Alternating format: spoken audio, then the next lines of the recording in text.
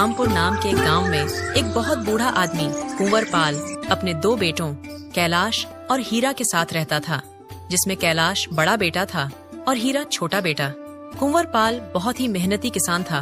उसने अपने अनाज के व्यापार से काफी अच्छी खासी संपत्ति कमा ली थी, पर कुछ समय से वह काफी बीमार रहने लगा था। अपनी इस बीमारी का इलाज कराने वो एक दिन एक अस्पताल में गया, जहां सारे टेस्ट और रिपोर्ट देखने के बाद डॉक्टर ने कुंवर पाल से कहा, चाचा जी, आपके साथ कौन आया है? मुझे उससे बात करनी है। क्या हुआ डॉक्टर साहब, क्या बात है? कोई परेशानी की बात है क्या? मैं अकेला ही आया हुआ हूँ। हाँ चाचा जी, परेशानी की ही बात है। दरअसल आपको कैंसर हो चुका है, वो भी आखिरी स्टेज का। मुझे आपको ये बताते हुए बहुत दुख हो रहा है कि मैं अब कुछ नहीं कर सकता। आपकी जिंदगी बस कुछ ही दिनों की बची है। अब कोई दवा आपको आराम नहीं दे सकती। आप बस आराम कीजिए। ठीक है बेटा, भगवान की जैसी मर्जी। वो जब भी बुलाए बस बुला ले। अब ये तकलीफ और सही नहीं जा रही। ये बोलकर कुंवर पाल वहाँ से चला जाता है। कुछ दिनों बाद कुंवर पाल अपने दोनों बेटों को अपने पास बुलाता है। कैलाश, हीरा, मेरे प्यारे बच्चों, मैं कभी भी इस दुनिया से जा सकता हूँ। मैंने इतने दिनों से तुम दोनों को नहीं बताया बेटा कि मुझे कैंसर हो चुका है। अब भगवान मुझे कभी भी अपने पास बुला सकते हैं। इसीलिए मैंने आज तुम दोनों को अपने पास बुलाया है, ताकि मेरे जाने के बाद तुम दोनों को आगे की जिंदगी में कोई दिक्कत ना हो। मेरे बच्चों, मैंने ये फैसला लिया है कि मैं अपने इस जायदाद का आधा हिस्सा तुम दोनों के नाम करके जाऊंगा। इसीलिए उस टेबल पर रखे कानूनी दस्तावेजों पर तुम दोनों अपने अपने दस्तखत कर दो बेटा, ताकि उसके बाद मैं चैन से मर सकूं। पिताजी, आप क्या कह रहे हैं? ये सब हमें नहीं चाहिए। हमें तो आपका साथ चाहिए। आप कहीं नहीं जाओगे। आपको अभी और जीना है हमारे लिए। हाँ बाबूजी, ऐसा मत कहिए। हम आपके बिना कैसे जिएंगे? हमें छोड़कर मत जाइए पिताजी। नहीं मेरे बच्चों, मुझे जाना होगा। अपने बाबूजी को खुशी खुशी विदा करो। अपनी ये संपत्ति मैं तुम दोनों में बांट देता हूँ मेरे बच्चों। नहीं बाबूजी, ऐसा मत कीजिए। कैलाश भैया और मैं अलग थोड़ी हैं। आपके बाद वही तो हैं जिन्होंने आज तक मेरा इतना ख्याल रखा।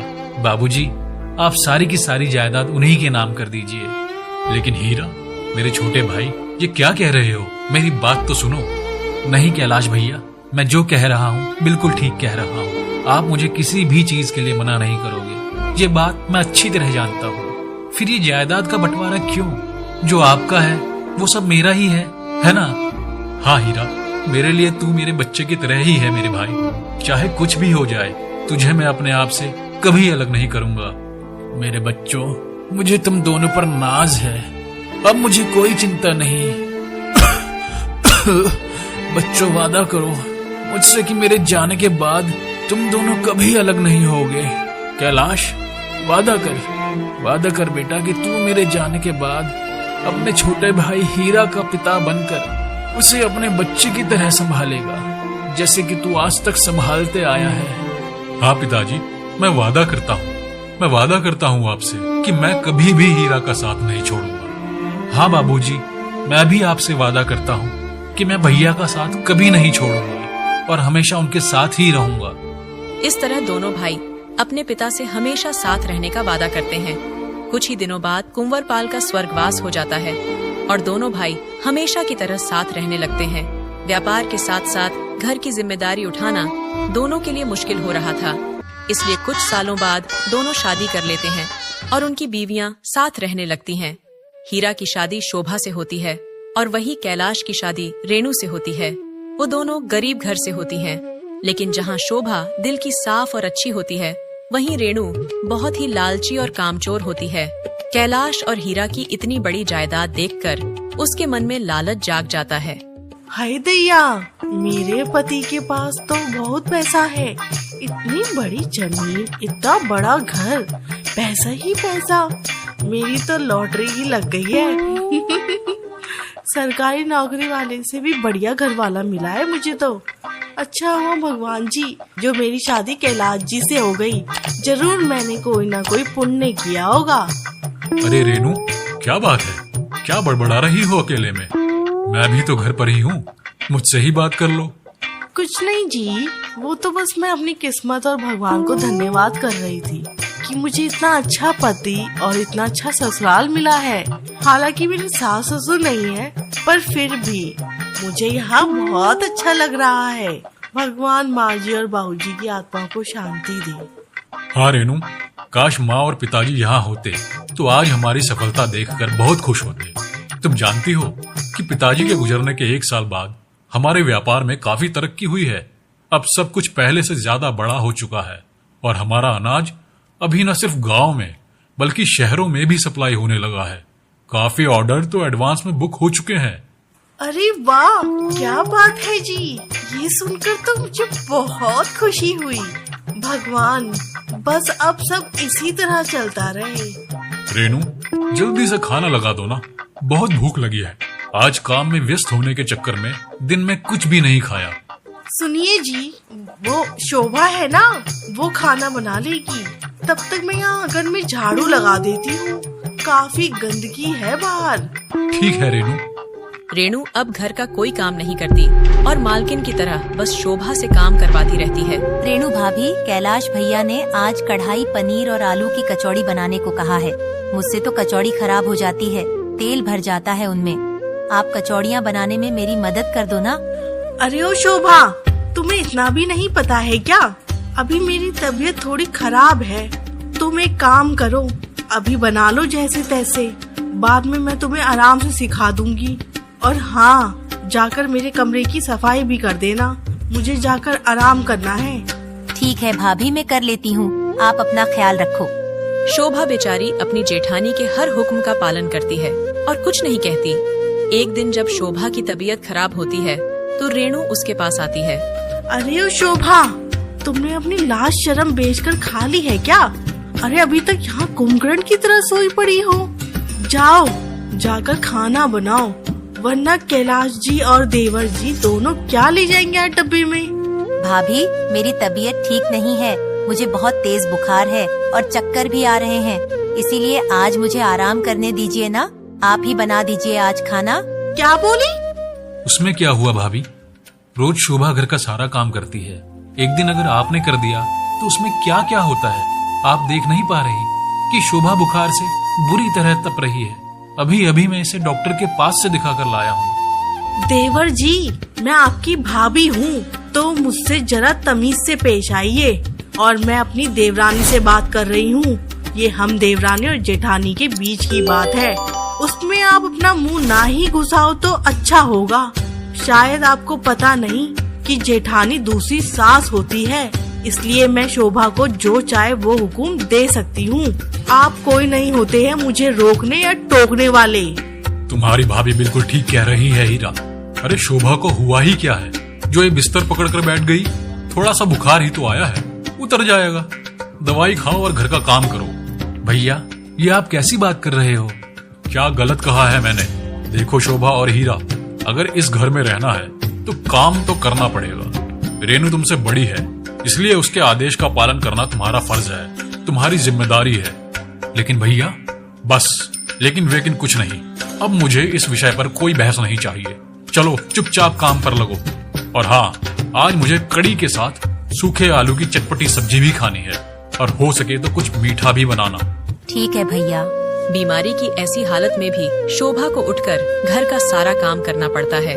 रेणु और कैलाश बहुत निर्दयी हो जाते हैं और वो दोनों हीरा और शोभा के साथ नौकरों की तरह पेश आने लगते हैं। एक दिन रेणु अपने पति कैलाश से बात कर रही होती है।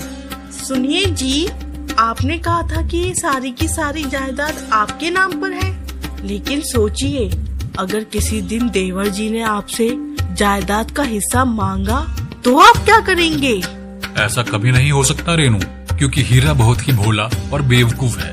उसे इन सब का ज्ञान नहीं है। उसे जैसा कहेंगे वो वैसा ही करेगा। हम दोनों यूं ही ऐश करेंगे और उन दोनों से घर और बाहर का सारा काम कराएंगे। मैं बाहर व्यापार और खेत में हीरा से और तुम घर में शोभा से। वो बात तो ठीक है जी, लेकिन फिर भी अगर कभी उन्होंने आपसे जायदाद मांगी तो क्या होगा? अरे अगर कभी ऐसा हो भी गया तो मैं उसे मना कर दूंगा। सुनिए जी, मेरे पास एक बहुत बढ़िया तरकीब है ताकि ऐसी नौबत कभी आई ना। आप एक काम कीजिए, आप अपने वकील के पास जाकर ऐसे कागज बनवा लो जिनमें ये लिखा होगा कि देवर जी कभी आपसे जायदाद का हिस्सा नहीं मांग सकते और ये सारी जायदाद हमेशा आपके नाम पर ही रहेगी। लेकिन रेनू, इस सब की क्या जरूरत है? अरे जरूरत है जी, मैं जितना कह रही हूँ आप बस उतना ही कीजिए। एक बार वो कागज बन जाए तो उसके बाद आप चालाकी से देवर जी से उन कागजों पर साइन करवा लेना। वो तो आप पर इतना भरोसा और आपसे इतना प्यार करते हैं, वो तो उन कागजों को देखेंगे तक नहीं कि उन पर क्या लिखा है। अच्छा ठीक है बाबा, मैं कल ही वकील के पास जाऊंगा। ये हुई ना बात। रेणु और कैलाश की ये सारी बातें हीरा कमरे के बाहर से सुन लेता है और ये सब सुनकर उसे काफी दुख और धक्का लगता है। उसके पैरों तले जमीन खिसक जाती है। कैलाश भैया मेरे साथ ऐसा कैसे कर सकते हैं? ये मैं कभी अपने सपने में भी नहीं सोच सकता था। ये आपने बहुत गलत किया भैया। आज तक मैं आपसे प्यार करता था, इसीलिए मैंने कभी कुछ नहीं मांगा। लेकिन अब बंटवारा होकर रहेगा, क्योंकि अब मैं आपकी असलियत जान चुका हूँ। अब मैं अपना हक नहीं छोड़ूंगा और आपको आपके ही बुने हुए जाल में फंसाकर अपना हिस्सा लूंगा। अगले दिन इससे पहले कि कैलाश वकील के पास पहुंचता, उससे पहले ही हीरा वकील के पास पहुंचकर उसे ढेरों पैसे देते हुए कहता है, वकील साहब, मैं जानता हूँ कि ये पैसे देकर मैं बहुत गलत कर रहा हूँ, लेकिन आप ये पैसे रख लो और मैं जो कह रहा हूँ आप वही करना। अभी कुछ देर में कैलाश भैया यहाँ आपके पास आएंगे और यहाँ आकर आपसे ऐसे कागज बनवाने के लिए कहेंगे जिसमें यह लिखा रहेगा कि मैं उनसे जायदाद का कभी कोई हिस्सा नहीं मांग पाऊंगा। लेकिन आप वैसे कागज मत बनाना। उसके बदले में आप उस कागज पर यह लिखना कि जायदाद का आधा हिस्सा हीरा यानी मेरे नाम होगा और आधा हिस्सा कैलाश यानी मेरे भैया के नाम होगा। क्या कैलाश तुम्हें इतना बड़ा धोखा कैसे दे सकता है? ये मैं कभी सोच भी नहीं सकता था हीरा। शायद तुम्हारे पिता और मेरे मित्र कुंवर पाल सही थे। वो जानते थे कि भविष्य में ऐसा दिन जरूर आएगा, इसीलिए तुम्हारे पिता ने पहले से ही ये दस्तावेज मुझसे बनवा लिए थे और सही समय आने का इंतजार करने को कहा था। तुम बिल्कुल भी चिंता मत करो हीरा, मैं तुम्हारे साथ कोई अन्याय नहीं होने दूंगा। और हाँ, तुम्हें मुझे ये पैसे देने की भी कोई जरूरत नहीं है। मैं जानता हूं कि तुम सही हो और तुम्हारा भाई कैलाश गलत। आने दो उसे। आपका बहुत बहुत धन्यवाद वकील साहब। कुछ देर बाद कैलाश उस वकील के पास आता है और जायदाद के कागज बनाने को कहता है। वकील वो कागज बनाकर कैलाश को दे देता है। कैलाश उन कागजों को बिना पढ़े ही घर ले जाता है और हीरा से उन कागजों पर दस्तखत करने को कहता है। हीरा, मुझे एक नई विदेशी कंपनी से अनाज का ऑर्डर आया है। उन्हें कल ही अनाज भेजना है। ये उसके सप्लाई के कॉन्ट्रैक्ट है। सारा अनाज मैंने ट्रक में लोड करवा दिया है। बस इस कॉन्ट्रैक्ट पेपर पर तेरे दस्तखत चाहिए। मैंने अपने दस्तखत कर दिए हैं। ये ले, जल्दी से तू भी इस पर दस्तखत कर दे। ठीक है भैया। हीरा उन कागजों पर दस्तखत कर देता है और अगले दिन वो दोनों अपना सारा सामान पैक करके वहाँ से जाने लगते हैं। ये देखकर रेणु और कैलाश भौंचक्के रह जाते हैं। अरे हीरा, कहाँ जा रहे हो तुम दोनों ये सामान लेकर? बस कैलाश भैया, अब हमें और यहाँ नहीं रहना। आपको क्या लगता है मुझे कुछ पता नहीं चलेगा? मुझे सारा सच पता चल चुका है। अब जायदाद का बंटवारा हो चुका है और हमें हमारे हिस्से की जायदाद मिल चुकी है जो आप मुझसे धोखे से छीनने वाले थे। क्या? लेकिन ये सब कैसे हुआ? हीरा कैलाश को सब कुछ बताता है।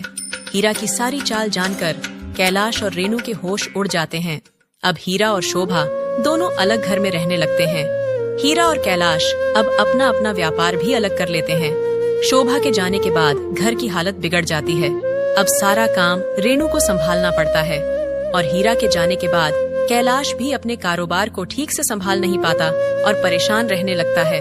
कारोबार में ध्यान न देने के कारण उसे खूब नुकसान भी होता है, जिस वजह से उसकी जायदाद का सारा पैसा कारोबार में हुए भारी नुकसान की भरपाई करने में चला जाता है।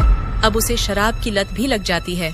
एक रात शराब के नशे में धुत जब वो सड़क से गुजर रहा होता है, तभी अचानक उसका एक तेज रफ्तार से आती हुई कार से बहुत बड़ा एक्सीडेंट हो जाता है। जब हीरा को कैलाश के एक्सीडेंट का पता चलता है तो वो तुरंत अस्पताल पहुंचकर अपने भाई कैलाश के इलाज के सारे पैसे दे देता है, जिससे कैलाश की जान बच पाती है। कुछ दिनों में कैलाश को होश आता है और वो हीरा से कहता है, हीरा, मुझे माफ कर दे मेरे भाई। मैंने तेरे साथ इतना गलत किया, लेकिन फिर भी तू मुझे बचाने आया।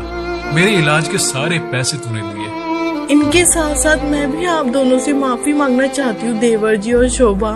अब हमें हमारी सारी गलतियों का एहसास हो चुका है। हाँ हीरा, हम दोनों को अपनी सारी गलतियां सुधारने का एक आखिरी मौका दे दे मेरे भाई। तुम दोनों के बिना ना ही घर में रौनक है और ना ही कारोबार में। मुझे और रेनू को अपने बुरे कर्मों की सजा मिल चुकी है, हमें माफ कर दो। हाँ देवर जी और शोभा, हमें माफ कर दो और खत्म करो ये बंटवारा। चलो हम सब फिर से एक हो जाएं। रेनू और कैलाश दिल से हीरा और शोभा से अपनी गलतियों के लिए माफी मांगते हैं, जिसके बाद हीरा और शोभा उन्हें माफ कर देते हैं और घर का बंटवारा खत्म करके वो चारों एक बार फिर से साथ साथ मिलजुल कर खुशी खुशी रहने लगते हैं।